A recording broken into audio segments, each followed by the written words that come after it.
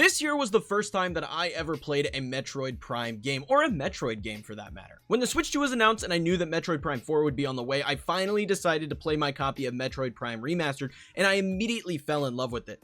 The game as a whole felt like an old school Zelda dungeon with the map design, the music, and how cool Samus was as a character. And after rolling credits on that game, I could not wait to get into Metroid Prime 4, even without playing the other two games. And fast forward to now, and I just rolled credits on Metroid Prime 4 Beyond, and what a great experience it was. It is not a game without flaws by any stretch of the imagination, but it is a really awesome game. So let's break down the good and the bad of Metroid Prime 4 in this review. So let's start with the story of Metroid Prime 4, because I feel like this is a big issue for many people getting into this game. I honestly don't know why this game isn't just called Metroid Prime Beyond rather than Metroid Prime 4 Beyond, because the 4 really means nothing. You do not have to have played any of the other Metroid Prime games in order to understand and enjoy this game, and Nintendo has even stated that this game is the start of its own new story in the Prime series. So the story itself starts with Samus responding to an emergency signal sent out by the Galactic Federation after the villain Psylux and their Metroids attack the Federation facility.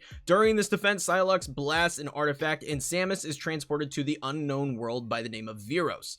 Samus meets with a psychic hologram recorded by one of the intelligent lifeforms that once inhabited Viros after acquiring her own psychic abilities via a special crystal, and now Samus must use her newfound powers to find the keys scattered across Viros to power on the teleporter and get home. I personally won't go any farther into the details regarding the story of this game because I don't want to spoil anything for anybody, and I found this story to be incredibly interesting. Learning all of the secrets of Viros and some of the creatures that inhabit it, as well as learning about everything that happened there and why it seems this world is as empty, is something that I became incredibly captivated with. I loved finding new lore bits and piecing together the story of what came before on Viros as I explored the many environments. You know what else you could become captivated with? This channel. So be sure to hit that subscribe button because I'm constantly pushing out new Nintendo Switch 2 content all the time, whether it be Nintendo Switch 2 reviews, Nintendo Switch 2 news, all of that stuff is coming all the time here on the channel. So if you're a fan of the system, be sure to leave a like because it helps this video out, but also be sure to subscribe for more like this in the future. But the topic of the environments in Metroid Prime 4 leads us perfectly into the next segment, and that's the graphics and performance of this game. And Metroid Prime 4 is absolutely stunning on the Nintendo Switch 2. This is easily the best looking game on the Switch 2, and I'd personally go as far as to argue that it is the best looking Nintendo game of all time. One thing I noticed very early on is this game felt very Halo coded in a lot of its designs, which makes sense because apparently a lot of the developers from 343 went over to Retro to work on this game, and that isn't a bad thing in my opinion because I think the Halo games look great and this game too looks fantastic. The different environments that Samus explores are all rich with detail and color, making each one of them feel very unique and fun to travel through, and the attention to detail in this game is absolutely crazy. And if you're watching closely, you'll see some cool effects pop in here and there, like something reflecting off of Samus's visor, or you'll see some frost form on your arm cannon in a cold region. Like, a lot of love and care was put into the visuals of this game, adding so many fun little details. The game as a whole is just breathtaking, and yes, there are some instances where if you get really close to some of the textures, you can see some of the flaws of the game, but as a whole, it's truly incredible how good this game looks, considering it's also a Switch 1 title as well. And yes, in my opinion, even the desert region looks good in this game, but we'll talk more about the desert later because I don't want to take up too much time right now. Now, the game offers you two different ways to actually play while docked, the first being 4K resolution with 60 frames per second and 1080p with 120 frames per second. And I personally played through the entire game docked at 4K 60, and it was stunning to look at. The game never had a single frame dip in my 11 hours that it took me to complete the story. It was just a flawless experience. Now, handheld play also looks fantastic. This experience offered 1080p 60 frames per second or 720p 120 frames per second, and I tested this out on 1080p 60 frames, and as a whole, it was great. However, I did notice that certain effects like fire in the environment appeared to be running at a slightly lower frame rate when playing the game in handheld, but Samus and the other characters on screen were all running at that smooth 60 frames per second. So as a whole, handheld play is also great. So moving on to the gameplay, honestly, this game just feels like Metroid Prime Remastered with better visuals. You get the same arm cannon based combat with morph ball and power-ups that you'll acquire as you play, because in a typical Metroid fashion, when you are transported to Viros, you lose the majority of your skills and you'll reacquire them as you explore. The big thing that I will say where this game starts to stray from Metroid Prime Remaster is that the game feels much more linear than the original Metroid Prime game.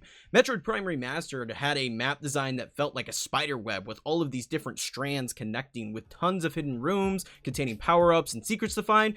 But Metroid Prime 4 has a lot less of that, and it's more straightforward with its map design. And that isn't to say that there aren't those alternate paths for you to come back to and explore once you gain those power-ups and skills, or additional secrets for you to find as you explore. They just feel like they are fewer and farther between in this game. Despite this, there are still plenty of instances where I was revisiting a region and finding additional power-ups and skills after returning with new power-ups that I had acquired to traverse the region in a new way that I previously was unable to, which is something that I love about these games. Making mental notes of where things are and coming back to them with new skills once I acquire them is something I love about the series. But you also don't have to make mental notes anymore, which is a win. The map actually lets you place markers when you find something in this game that you can't currently access, which in my opinion is such a great addition to this game. I was using this feature constantly to mark things that I couldn't access at that time so I could return to them later. It's just so nice. Now, one thing I want to say about the gameplay is, despite how much I love Metroid Prime and how the game feels to play, I really think, especially after playing this one, it's time for a shakeup on the formula. There were a lot more shooting segments in this game where waves of enemies would come at you, and being that Samus still only has her arm cannon and some varied missile types,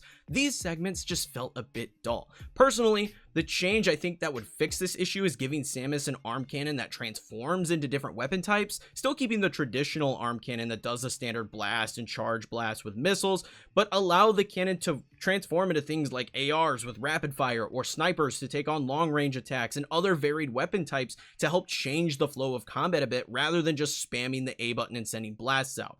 I still found the combat in this game to be fun, but those sections where you were just clearing waves of enemies really showed the age of this particular aspect of the gameplay and how it may need a refresh. Now, the big gimmick of this game is the new psychic powers, and while I thought these were cool, they were a touch underwhelming. Samus gains these abilities to move psychic orbs and have a psychic whip to pull things open, and she even has a psychic blast that she could control with her mind, and a handful of other things. But honestly, most of these additional psychic abilities Samus gained throughout the story just felt like old skills she had in Metroid Prime Remastered with a new coat of paint on them. So while it was fun acquiring new ones and being able to interact with the world in different ways, they weren't breaking any new ground by any means. The other thing was that the puzzles in this game, when using the psychic powers, didn't feel super challenging to complete, and they were fairly simple and straightforward. So again, while they were cool and fun to do, they weren't really redefining how you play a Metroid Prime game. Another new feature in this game are side characters, and these are members of the Galactic Federation who are also transported to Viros with Samus during the attack. And this was a major point of debate because apparently the internet hates the first side companion you meet, who was shown off in gameplay previews. And honestly, after playing the game, I can say that this hate was blown way out of proportion. Like, what is wrong with Miles McKenzie? Seriously. People were complaining that he was annoying and constantly chirping in your ear, but this guy was with you for like 25 to 30 minutes tops at the start of the game, and only said anything when something was actually happening in the story or with enemies on screen, and then he just sat in the home base for the rest of the game and occasionally hit you up on comms to give you a hint. And that's really what we're mad about? Like, really? That's what the big issue was? Like, this guy was totally fine. I never had a problem. Personally, I liked Miles as a character. While I did wish I could turn off his random hints because there was an option to just go into the menus and then call him personally, so I really didn't need the additional hints. I could just hit him up directly. I found Miles to be a really fun and goofy side companion, the comedic relief of this game, if you will. And you interact with him so little throughout this game, I really don't understand what all the fuss was about. Even if you really didn't like him, he just doesn't talk to you that much. I played 11 hours and I probably talked to Miles for maybe an hour throughout the entire story. On top of Miles, there are a handful of other side characters that you'll meet along the way, and personally, I grew to like all of them. Each had their own unique personalities, and the way they wove them into the story and had them each help Samus in their own ways was a lot of fun in my opinion. But despite my love for these characters, it did bring an issue to light. Why does Samus not talk in this game? Why is she silent? Like, it just felt odd that you were having all of these dialogues with all of these companions, but Samus just didn't say a word the entire game. I will say they did a good job with having Samus's movements and head nods speak for her, but still, I'd like to hear her actually speak. Personally, what is in my head when I imagine what Samus sounds like is Laura Bailey's character Vexalia from Vox Machina. A real sophisticated sounding female lead with an accent. I don't know why, that's just what I feel makes sense for the particular character. So yeah, Samus being silent the whole time definitely just felt off considering the addition of these new characters. Moving on, let's talk about Viola. This was the motorcycle that was teased in all of the trailers that Samus acquires in this game, and this, in my opinion, was a very cool feature because it tied into the lore of Viros, but it also was usable in a number of different ways throughout a handful of the regions you were exploring, as well as being a mode of transportation in the desert. Which is a perfect segue, so let's just get into the desert. And this was a major point of contention online, like people were just up in arms about the desert. I don't really understand why. The biggest complaint that I saw was that the desert was empty. Y'all know what a desert is? Like, that's the whole point. And since many people seem to really struggle with the concept of desert, I googled the origin of the word for you, and it is as follows.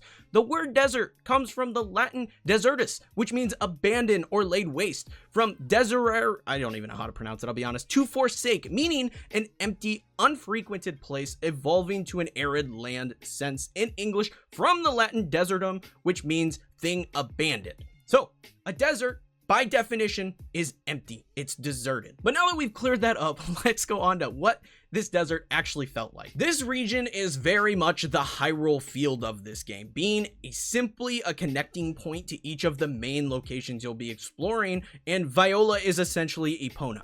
And I think personally, for a desert, it looks pretty good. The sand follows Viola and leaves tracks as you race across the region, and despite popular belief, it's not actually empty. There are lots of things to find, like old shrines in the desert that you can explore, as well as locations to find power-ups for Viola, so there is a good reason to actually check out the entire region. There's also these green crystals scattered everywhere that you need to collect, and personally, I found controlling Viola and riding around the desert to be a very enjoyable experience that every time some new crystals popped up, I just spend 20 to 30 minutes riding around and collecting them. Smashing up these crystals tickled my brain in a very similar, satisfying way to the smashing stuff in Donkey Kong Bonanza, so I really enjoyed this. You'll also encounter some enemy types out in the desert that you can battle with on Viola, and I found this to be very fun as well. But despite me thinking that overall the desert is solid, and just like Miles McKenzie was blown way out of proportion by the internet, it does have one glaring issue. There is no music out there.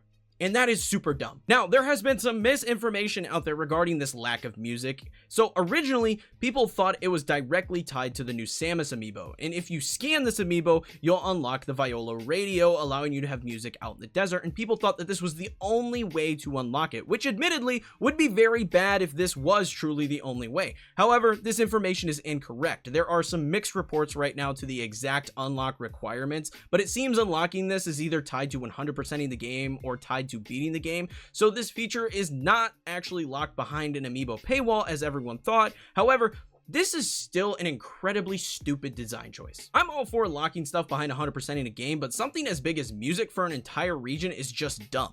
Like, I can safely say, as much as I enjoyed exploring the desert and collecting all the crystals on Viola, I would have been having so much more fun had I had some actual tunes to listen to while I was doing it. So again, it's not as bad as a paywall, but it's still stupid as a whole. Moving on, there are some additional control schemes that you can use while playing this game. So obviously there is the standard controller scheme that you can use, but there is also mouse controls as well as motion controls. So first, talking about mouse controls, being that this game is a first-person game, mouse controls felt great for aiming. They were smooth and responsive and just made sense for the nature of game that this is. However, I did find that hitting the buttons while playing the game this way just felt a touch uncomfy, like moving my hand around to change into the morph ball mode and do things like that just didn't vibe with me. So personally, this was not my favorite way to play the game.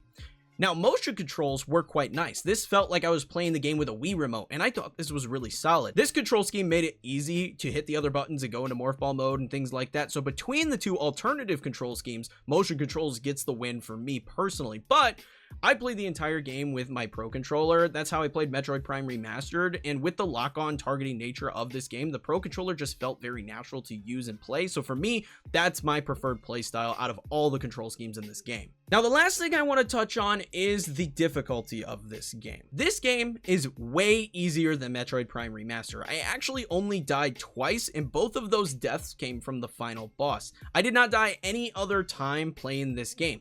And this easier difficulty can be seen throughout more than just the combat in this game. Like I talked about earlier, the map design is less intricate and the puzzles feel easier than the older Metroid games.